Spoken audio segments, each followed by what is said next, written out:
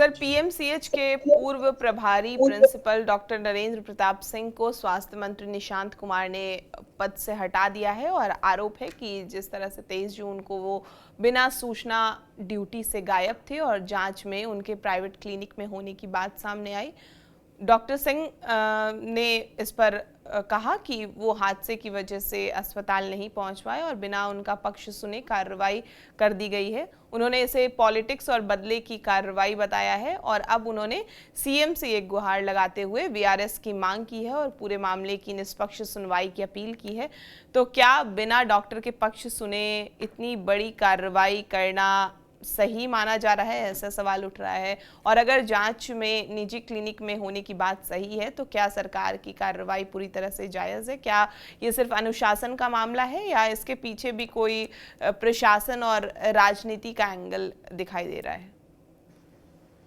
देखिए, जो डॉक्टर नरेंद्र प्रताप सिंह हैं, जिन्होंने कहा है कि बिना बताए मंत्री जी आए हैं और निरीक्षण किए। पहली बात तो ये कि औचक निरीक्षण में किसी को बताया नहीं जाता। बिल्कुल। औचक निरीक्षण होता ही है बिना बताए करने के लिए। दूसरी बात, उन्होंने बहुत मीडिया में आके लंबा चौड़ा बयान दिया है। उन्होंने कहा है कि मेरे साथ एक एक्सीडेंट हुआ था, मैं आग से जल गया था, इसलिए मैं घर पे हूँ। और उन्होंने सरकार को बताया कि कुशासन की सरकार है, जो बिना जाने कि मेरी स्थिति कैसी है, मेरे कैसे हालात हैं, मैं अपने घर पे हूँ, घर पे ही क्लिनिक है, तो मैं घर पे ही रह रहा हूँ, घर से बाहर तो जा नहीं सकता। और मैं जिस गाड़ी का उपयोग करता था वो घर पे लगा था, तो इसी के बहाने ये कह दिया गया कि मैं क्लिनिक में काम कर रहा हूँ। मेरी स्थिति बिना जाने ही मंत्री ने मुझे मेरे पद से ट्रांसफर कर दिया। और उन्होंने यहाँ तक कहा कि अब मतलब आसमान पे थूक फेंकने से कुछ नहीं होता है, मैं इन लोगों के साथ काम नहीं करूंगा। और उन्होंने वीआरएस का एक आवेदन दे दिया। लेकिन उन्होंने जो तर्क दिया है, उस तर्क में कई ऐसे बिंदु हैं। एक तो औचक निरीक्षण किसी को बताए होता नहीं। दूसरी बात है कि स्वास्थ्य मंत्री निशांत कुमार ने पीएमसीएच पहुंच के जब वो नहीं थे तो उनको कॉल भी किया, और उस कॉल का ना तो जवाब आया। अगर वो घायल थे तो उनके जगह पे उनके परिवार का कोई भी व्यक्ति घायल होता है, ठीक है, उनके साथ दुर्घटना हो गई, लेकिन प्रायः सरकारी नौकरियों में या सरकारी ही नहीं, प्राइवेट भी नौकरियों में, जहां पे जवाबदेही के साथ व्यक्ति काम करता है, अगर कोई दुर्घटना घटती होती है तो अगर वो व्यक्ति खुद न हो तो उसके परिजन के द्वारा बताया जाता है।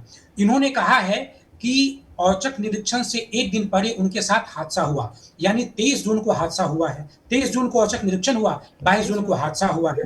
जी, तो वो उनके परिजन के द्वारा बताया जा सकता था। दूसरी बात है कि वहां पे जाने के बाद इनको कॉल भी किया गया और कई लोगों ने भी प्रयास किया। दूसरी बात है कि इस घटना की कोई सूचना वो नहीं थे, उन्होंने हॉस्पिटल को भी नहीं दी थी। हॉस्पिटल में इस बात की कहीं कोई सूचना नहीं कि वो छुट्टी लिए हुए थे। अगर उनके साथ हादसा हो गया तो अगर वो सूचना देकर के छुट्टी लेकर के रहते तो भी कोई सवाल पैदा नहीं होता। इसलिए ऐसा कोई तर्क नहीं है कि निशांत कुमार का जो निर्णय है वो कानूनन गलत है। दूसरी बात ये है कि वो जले हुए हैं, ये भी अगर उनके आरोप को ध्यान में रखा जाए तो ये भी मेडिकल जांच का विषय है कि वो किस स्तर तक जले हैं, वास्तव में जले हैं या नहीं, किस स्तर तक जले हैं, क्या उस स्तर तक जले हैं कि जिसमें व्यक्ति मोबाइल पे भी बात नहीं कर सकता है, क्योंकि वो डॉक्टर है। तो इसका भी किसी भी घटना का एक लेवल होता है, एक स्तर होता है, किस लेवल तक जो घायल है, जो मरीज है, वो किसी से बातचीत करने की स्थिति में है या नहीं है। तो ये भी एक मुद्दा है, ताकि ये भी जाना जा सकता है कि उनका जो आरोप है उस आरोप में कितना दम है। दूसरी बात ये है कि निशांत कुमार वहां पे गए, निशांत ये नहीं मिले, इनको बदल दिया गया। इन्होंने 26 तारीख को ये यानी आज ही इनका तबादला बेतिया में कर दिया गया है। तो 23 और 26 के बीच में 24 और 25 तारीख तक इन्होंने अपने पक्ष में विभाग को क्या बतलाया, यह भी एक बहुत महत्वपूर्ण मुद्दा है। इन्होंने कहा कि मंत्री जी ने मेरा फोन नहीं उठाया, प्रिंसिपल सेक्रेटरी ने फोन नहीं उठाया। जरूरी नहीं कि मंत्री ही आपकी बात सुने। आप किसी व्यक्ति के खिलाफ कार्रवाई होता है तो संबंधित विभाग में अपनी बात कही जाती है। हर बात पे इस बात को लेकर के किसी के मन में कोई ईगो नहीं होनी चाहिए कि सीधे मंत्री ही मेरी बात सुन ले, मंत्री से ही मेरी बात हो जाए। मंत्री की कार्रवाई, मंत्री और औचक निरीक्षण किए, इसके बदले में संबंधित विभाग को अपने बारे में भी बताना चाहिए था। इसको ये डॉक्टर नरेंद्र प्रताप सिंह ने नहीं बताया। दूसरी बात है कि ये जिस राजनीति की बात कर रहे हैं, तो पीएमसीएच में खेमेबाजी तो है। पीएमसीएच में डॉक्टरों का ग्रुप है, उसकी खेमेबाजी है और रह-रह के उभर के सामने आती है। लेकिन जिस तरीके से डॉक्टर नरेंद्र प्रताप सिंह बोल रहे थे और सरकार पे कुशासन का, भ्रष्ट होने का आरोप लगा रहे थे और अपने आप के बारे में बता रहे थे कि हमने जितना किस गंभीर हालत में और पीएमसीएच की बिगड़ी हुई हालत में हमने पीएमसीएच को जितना दिया है, उसके बदले में ये सरकार या मंत्री जो जी हैं, वो हमारे बारे में कुछ सोचते नहीं हैं। तो इस तरीके से उनके कहने का मतलब ये है कि उन्होंने जो अब तक किया, उसमें एक संवेदनशीलता की नज़र से देखी जाए, जबकि विभागीय कार्रवाई इस तरीके से नहीं देखती है। तो ये एक पहलू है। दूसरी पहलू ये है कि अगर इसके राजनीतिक पहलू में जाएँ, तो ये तो तय है कि पीएमसीएच में डॉक्टरों की अपनी खेमेबाजी है। अगर आप आम तौर पे गौर करेंगे, तो कई स्वास्थ्य मंत्री पीएमसीएच में गए थे।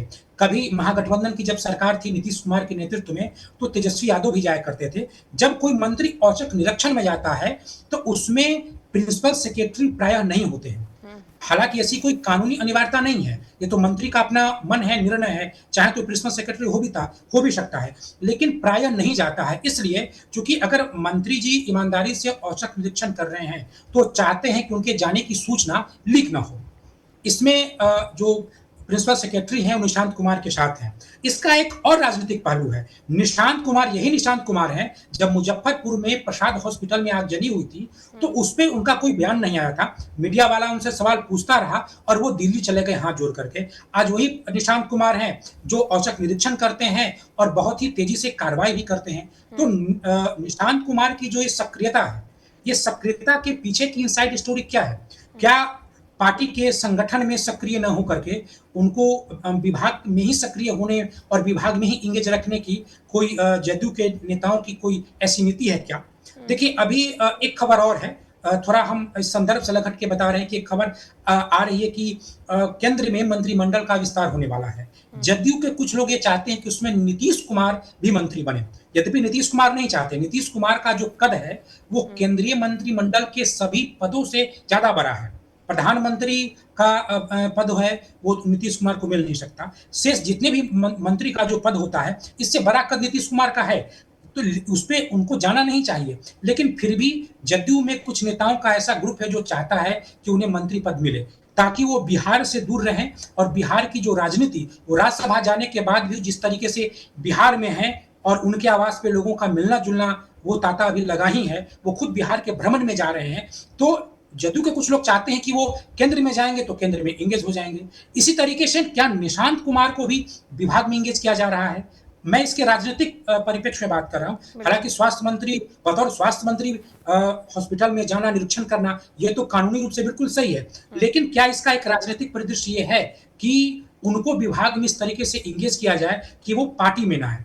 खैर, ये तो एक राजनीतिक पहलू हुआ, लेकिन दूसरी बात ये है कि निशांत कुमार सक्रिय हो रहे हैं और वहाँ वो इस निर्णय के तुरंत बाद वो संजय झा के पास जाते हैं। उसका भी फ़ोटो संजय झा के द्वारा ही सोशल मीडिया पे लगाया जाता है और उसमें ये बताया जाता है कि पार्टी के संगठन और जनहित से संबंधित मुद्दों को लेकर के इनसे बातचीत हुई है। तो निशांत कुमार की जो निष्क्रियता को लेकर के बिहार में जिस तरीके से चर्चा थी, उस इमेज को तोड़ने के लिए निशांत कुमार अब सक्रिय हुए हैं और वो अपने विभाग में सक्रिय हैं, उनकी विभागीय सक्रियता बढ़ी है।